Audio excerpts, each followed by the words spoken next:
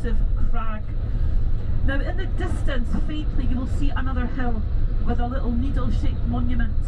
That is the national monument to Sir William Wallace. That's where his claymore sword is. Now between both of those hills, the River Forth that comes all the way out to Edinburgh meanders there, and that is where the Battle of Stirling Bridge took place on that fateful day. So we are in that area of the story itself. So Andrew de Moray, who was William Wallace's right-hand man, he perished in that battle, and William Wallace pushed on, and there was a further battle called the Battle of Falkirk, which is the town we've just passed earlier. Sadly, that wasn't quite as victorious for William Wallace. Now, he wasn't killed in battle, but he did have to go into hiding. Edward I had issued a bounty on his head because Edward I think was presented with a pair of Doune pistols on his inauguration many years ago.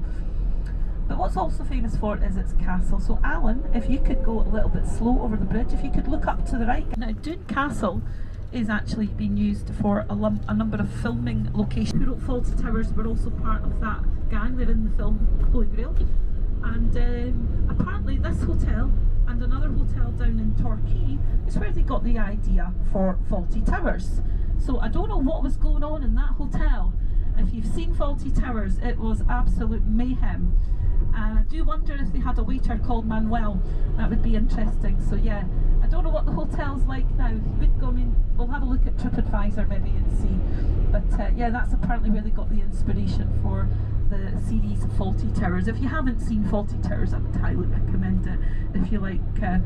But this little town calendar was one of these Victorian tourist towns that grew out of the trend. She made it really, she was the influencer of her day, Queen Victoria. She was very much a trendsetter, and the society of London and down south in England would come up to the Highlands to take in the clean air, and they needed somewhere to stay, so a lot of hotels, guest houses were built to house the people from London to come up here.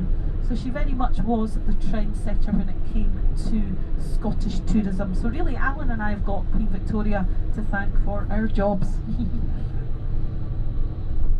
And it is a lovely wee town. Very much most of the buildings here are sort of built round about the Victorian era, and there's a lot of sort of hotels, guest houses and lovely little gift of our famous poet Mr. Robert Burns, or Rabbie Burns. He wrote a famous poem called To a Haggis, and we have what's called a Burns supper on his birthday on the 25th of January, where we will serve haggis the traditional way, and it will be piped in, and someone will recite his famous poem, and a wee dram of whiskey will be poured on the haggis and lit, and then it will be served. Then we'll have a little bit of ceilidh dancing, some beer, some whiskey, and it's all fun and games till you've got a hangover. So that is the traditional way to serve haggis. However, we do also serve it many ways, and it does form part of a lovely Scottish breakfast as well. If you haven't had a full Scottish, you're missing out. It is again very much for the carnivores because it's all meat, bacon, sausage, square sausage, and potato scone, which is the ultimate item for a Scottish breakfast. In my eyes, a potato scone, if it's not there, it's not a Scottish breakfast. And you sometimes get a little slice of haggis and a little slice of black pudding, or some people call it blood pudding. Tomatoes, mushrooms, beans, and a lovely fried egg, so that you can dip your nice crispy tatty scone into the yolk of your fried egg. So that is a full Scottish breakfast, and it will fill you up for the whole day. Now before I move on to further food, I'm going to point out this body of water to the left of us. This is one of the first lochs we've passed today.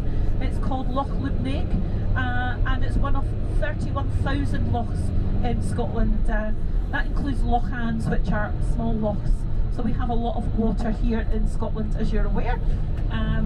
Loch Ness is a freshwater loch, but we do also have saltwater lochs too, which are open out to the sea. A loch can be classed a loch as long as it's covered by land on three sides. But most of the ones that are inland are landlocked and will be freshwater. Loch Ness. It's a lovely delight called Pizza Crunch, and it's a really cheap pizza, cut into little quarters, dipped in fish batter and deep fried. It's actually quite nice, believe it or not. I have tried it. It's a really good hangover cure. It's very much a heart attack on a plate though. And we also like to deep fry candy bars. That was a bit of a sort of Scottish tradition that came a little bit later on. Famous chip shop in Edinburgh called Cafe Picanti, I think, were the first people to start doing that, where they would deep fry a Mars bar, Snickers bar, cream egg. I've even seen deep fried Oreos, and they're all dipped in batter and deep fried. Quite nice, but you can't eat that all the time. But not only do we like to deep fry stuff, as I did mention, we do like to stick things in pies, mostly savoury pies, and the most traditional pie of all that we have is the Scotch pie. I don't know if anybody's tried it, but traditionally the Scotch pie is made. They're little round pastry shells. It's quite a hard pastry. It's called a watercress pastry, and it's usually filled with a sort of lamb minced mixture with spices. Can be a little bit spicy, the Scotch pie. But the Scotch pie traditionally comes from traditionally when we had our miners and our workers in the shipyards. Before the plastic lunchbox was invented, you needed something that was going to hold its shape when you were working. So the Scotch pie was the ultimate pocket food. You can eat it hot and cold. Mussels, oysters, and just langoustine, which is one of my favourite seafood delights. The langoustine is a crustacean, very much similar to a lobster but very small, almost like a little crayfish. They are found in the North Sea, and they are beautiful. They are usually sent down to the continent, so if you do see langoustine on a menu for seafood, I would highly recommend that you try them. Sometimes known as the Dublin Bay prawn, and it is also the main ingredient in wholetail scamping. And I'm lucky enough to live in an area where langoustine are landed, a little village called Port Seaton, and I do sometimes buy them directly off the boat alive, and they are just beautiful, so sweet and juicy. They are lovely. So our seafood is very much one of our amazing exports.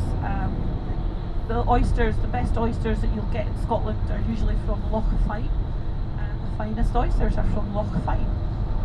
And yeah, so we do have amazing seafood. If you're in Edinburgh and you're looking, you go to a seafood restaurant, there is probably a 95% chance that the seafood has been landed on our shores and is very, very fresh.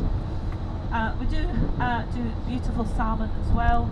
Sadly, he didn't actually finish that project, but in his honour, anything over 3,000 feet is called a Munro. I'm just going to point out this loch on the right hand side. This is Loch Earn. The little village we are travelling through is called Loch Earn Head, because we're at the head of Loch Earn, so the head of the loch. Now our Munros, we have 282 Munros in Scotland. All these ones is the Glenfinnan Viaduct, which is up at Glenfinnan near Loch Shiel, where that famous train featured in the Harry Potter film, the Hogwarts Express, was filmed. You can actually take it's called the Jacobite steam train, sometimes known as the Hogwarts Express. That little viaduct on the left hand side is not the Glenfinnan Viaduct. It's a little bit smaller. It's a viaduct you would get if you ordered it off Temu. You know when you order something online and it's not the size you thought it was going to be.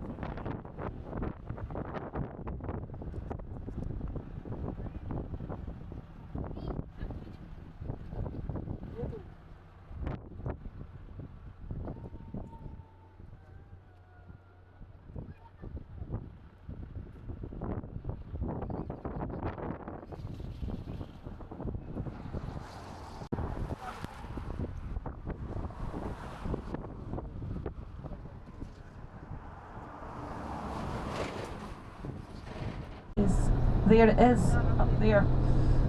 It's, yeah, I didn't believe it, but it is. There is a missing bolt. Whether it's been there the whole time, I don't know, but it's a great story though, isn't it? So we're now in North Ballachulish, which is where Corag was from.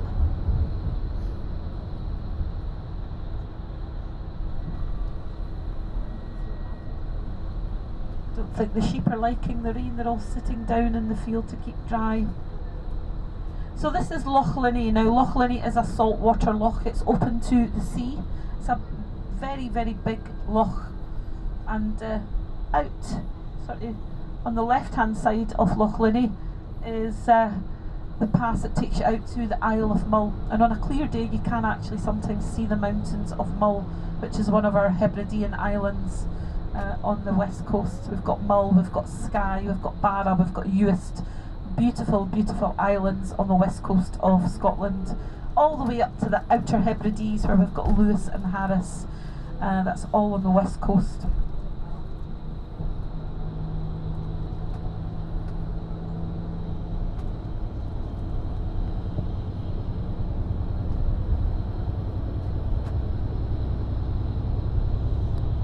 If you look through the trees, there directly ahead is the start of Loch Ness.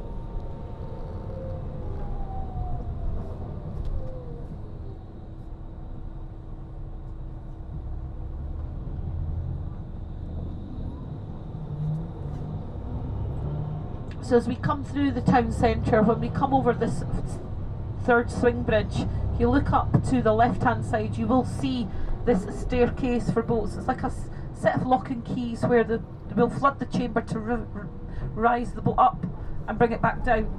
If you look down to the right, we have the canal flowing out to Loch Ness. It's beautiful. It's very much a sort of tourist town now, where you can buy the obligatory Loch Ness fridge magnet, keyring and so on. Everybody's huddled under there from the rain. What a shame. So there are quite a lot of tour buses stopped there, because you can also cruise Loch Ness from Fort Augustus as well. We are leaving from a different place though.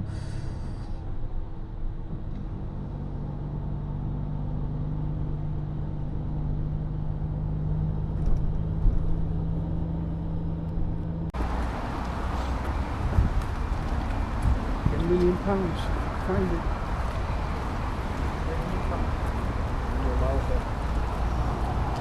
Like this Boston's Bigfoot, you don't know it's a big